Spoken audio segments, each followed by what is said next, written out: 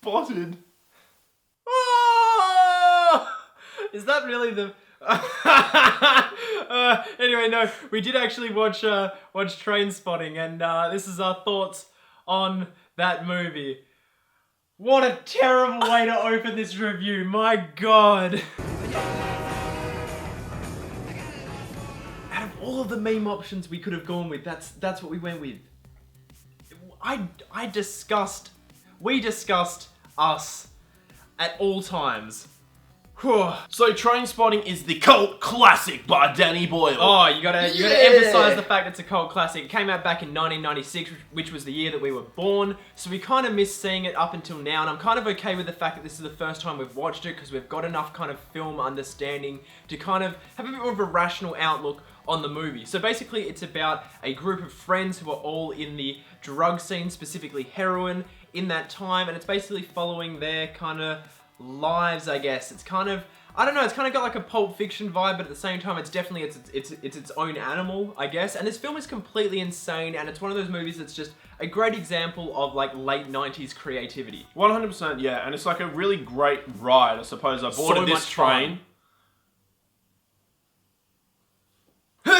Yeah, look, I boarded this train and I had a lot of fun with it. It was a pretty easy movie to watch, and I suppose the only kind of similar film like it is Requiem for a Dream, and we both frothed that film. It's definitely got a Fight Club vibe as well, to be honest. Definitely, for sure, but obviously Requiem is so much darker, and it's a much darker look on... It's more tonally serious. Yeah, on drugs and like the impact on people's lives, and this does get it, but it has a lot more fun with it. Yeah, it's supposed to be a piece of entertainment, and I can say, like, from a structural standpoint, this is one of those movies where it's got a subject matter, and it tries to put that subject matter into its actual structure. If you actually look at how the movie's put together, the movie kind of works like that, right? Like, it's got moments of like high action intensity, and then it slows down to make a point about something and then moves on.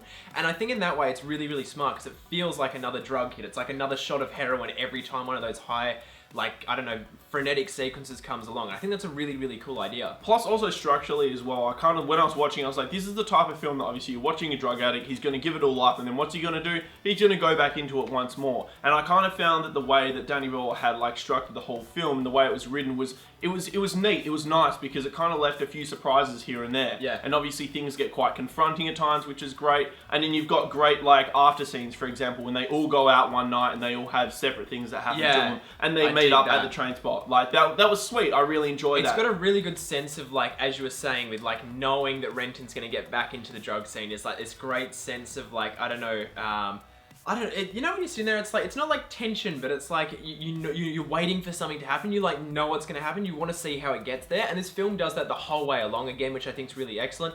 I must say visually as well, while not being the best looking film, like it really does kind of look shit, like in terms of the quality of its visuals, its actual creativity is amazing. Yeah. Like really, really cool stuff. Obviously there's the infamous toilet sequence, which was fantastic. Heaps of the movie's really, really funny, but there's a lot of stuff with like flipping the camera upside down and just a whole lot of really creative kind of shot choices that I really dug. Yeah, and I'm not too sure about the production of this film, but it kind of just feels as though they are aware of what film they were making. And they were like aware it's kind of trashy. Yeah, and considering it's Danny Boyle, one of his first films that he made as well, you can see that this guy was becoming a great filmmaker, and he is. He's proven himself, and he's very versatile, and this film kind of showcases his versatility especially as well. And I guess as you've heard us so far, there's not really a lot that's bad to say about this film. It really is just a good film on all fronts. But what I do think is that this is another one of those films similar to Fight Club and The Shawshank Redemption, where people really, really love them and say these are the best films of all time.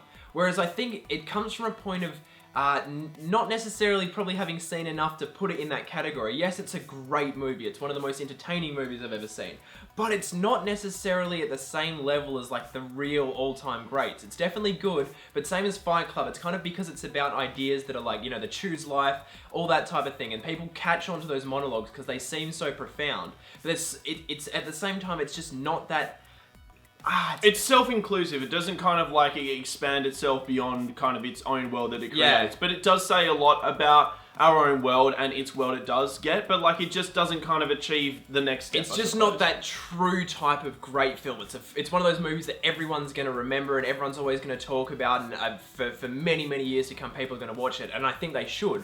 But it's not necessarily the same type of all-round greatness that a film like Pulp Fiction achieves. Yeah. It's probably the best way of putting it. It is fantastic, it's just not as fantastic as I think it's been made out to be. And so on that note, we better rate this film pretty damn solid. I mean, yeah, if you haven't checked it out, highly recommend it, because I feel this is definitely a film that everyone should at least get around to seeing. And they should probably, most people would enjoy this. Like, you'd have to be pretty, I don't know, bland to kind of not get something out of this. It really is a fun movie, and it wants you to have fun. Exactly. So yeah, for that one, I'm giving this one an 8.2.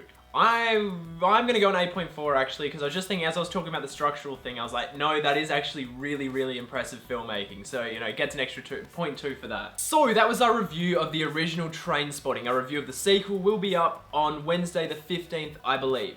Yes, that's correct. But yeah, did you like it? Did you hate it? Did you like this video? Of course you did. Crave more banter? If so, you can subscribe to our YouTube channel down there somewhere. And you can also check us out on Facebook, Instagram, Snapchat, and Twitter, all at Breaking Banter. Oh, you can do that, I tell ya.